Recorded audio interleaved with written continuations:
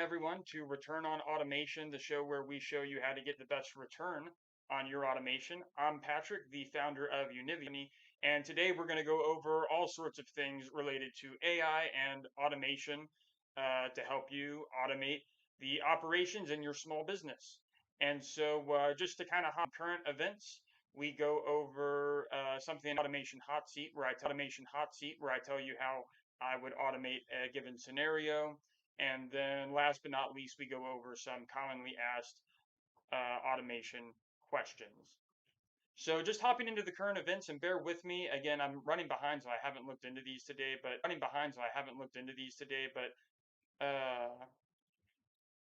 let's see. You know what? The current events that I had scheduled to go over today is not loading. But looking at some trends, so one of the main trends we wanted to discuss today is human in the loop in the age of agentic AI. And that's because AI is no longer just a tool, it's becoming an agent with the agentic automation marketplace projected to triple in size over the next couple of years. And so I think really what this trend is kind of referring to here is the fact that when you're building automations, you shouldn't think in terms of full automation. You should think in terms of focus on not, hey, can we do this? It's going to be more about how can we do this? What's the best way to do this? What's our process, etc. And so OpSymbol kind of was designed to put a lot larger focus on the main reason behind it. And so I think it's a really great platform. Of course, I built it. I'm starting to use it more and more with some of my other clients. But I definitely would recommend checking it out, opsymbol.com, and we'll include a link to that in the description. So yeah, and I may go over that. That's kind of the theme of this video is human in the loop. I may go over that some more, but I'm thinking let's go ahead and just look at some of these other current events.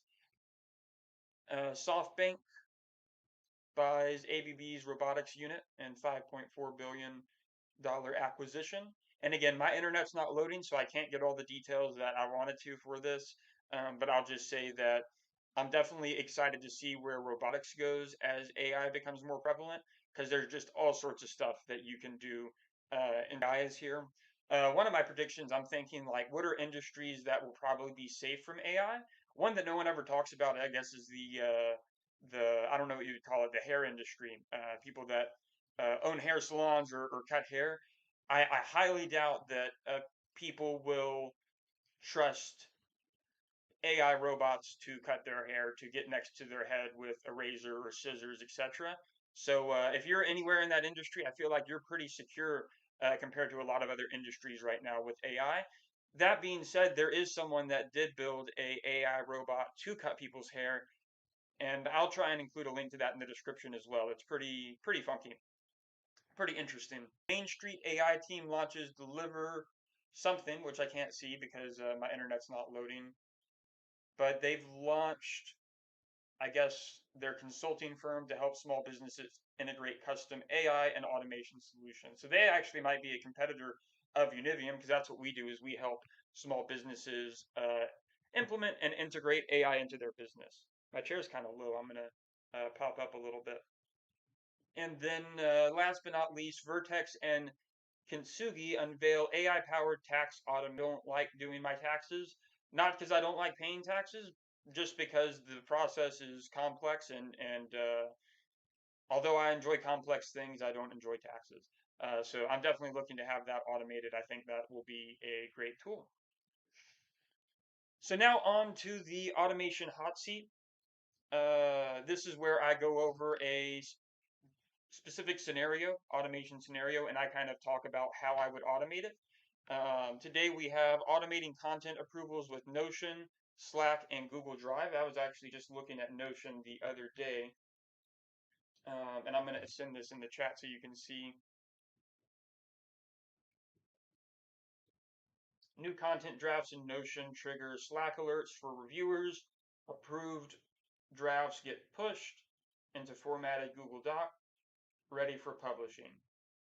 It should be relatively simple. Yeah. New content drafts in Notion trigger Slack alerts. Approved drafts get pushed into a formatted Google Doc ready for publishing. That should be pretty simple. So new content drafts. So I guess whenever you create a record on a table in Notion, we can have a make.com automation or an Aten automation that watches Notion for those updates. Whenever that happens, we'll send a Slack alert. You can do that with an Aten or make.com. And I'm wondering, so approved drafts get published. I'm wondering how we want to approve it. I think in Slack, whenever you do an alert, you can add a button for someone to take an action off of that alert. And so I would just add a button in there that people can click to review and approve. Either that or they just have it in Notion itself. That's probably what I would do. Click a button to review it in Notion because you do need to review it. Approve it in Notion itself. And then, again, just have some kind of automation, make.com or in Aten, watch the approval, and then I would use, I really like Google Apps Script for generating Google Docs. So I might do innate an automation to like process all that and send it to a Google Apps Script to actually create the Google Doc is what I would do. Then once it's ready for publishing, I would probably put the Google Doc link back into Notion after it's been generated, and then just have it say like ready for publishing. And then whoever needs it can go in there, copy the Google Doc, publish it wherever it's needed. Although honestly, I would probably publish the content directly on the platform it's going on, whatever that may be. Almost all social media platforms can be automated now in terms of publishing. So I would probably just publish it directly to the social media platform. All right, and so that comes into some automation questions. These are commonly asked automation questions either by my clients, viewers on videos, or people I come across on the street. And so a lot of vendors promise fully automated AI workflows. Why do you believe human in the loop isn't a limitation, but a strategic advantage in 2025? I would say human in the loop automation is definitely related to having control over your process and control over your business. As AI is able to make more decisions, we're going to start seeing and having more autonomy. But with that, just as you would with any process, you need to maintain control over the process, be able to monitor it effectively, make sure it's getting the results that you want, make sure that everything is running according to plan. And so I would say human in the loop automation is by no means a limitation at all. I'm actually, if people think that, I'd actually be surprised. Human in the loop automation allows you to maintain control over your process. Straight over my head, HITL, human in the loop. Human in the loop design. Let's see. What's a real world example where skipping human oversight in an AI workflow backfire? I'm trying to think of some specific instances. I would say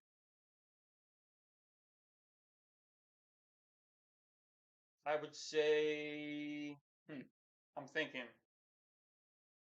I haven't seen it backfire. I think probably because I've stopped it before it backfired. But some instances where it maybe could have backfired is like I had a automation where we were analyzing Google Chat spaces and looking at all the messages in there. And when someone says like, "Hey, there's a problem with XYZ," if no one responds and says, "I took research businesses that need grants," they research the grants that are available, and then they reach out to the businesses saying, "Would you like us to submit, a grant request on your behalf?" And the businesses say yes or no. Then it's easy to automate the contracting and all of that. Well, the first place I look is like, what is everything that is not technologically possible to automate? And I'll say, okay, automate. And I'll say, okay, well, let's just make that the human task now, and let's automate all the other tasks before and after that, right? So technological first is where we're gonna, make that a human first, is where we're going to, make that a human task. Second, I would say, make that a human task. Second, I would say is areas of risk. Not want to, like, okay, here's a good example. Kind of how I decide where to insert human judgment into automated processes. Technical limitations and risks are the two things I primarily look at. Next question is more capable, just slow things down. How do you supercharge it so it adds speed, not friction? Again, this is something I absolutely don't think that's the case. Human in the loop with agentic AI. If anything, it's going to speed things up.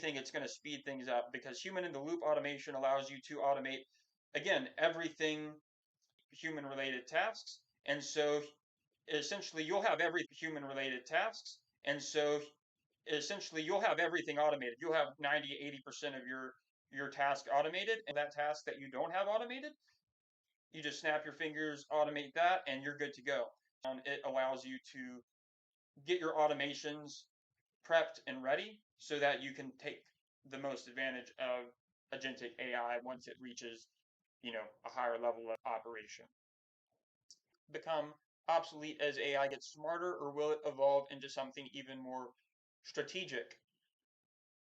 I don't think human in the loop will become obsolete as AI gets smarter.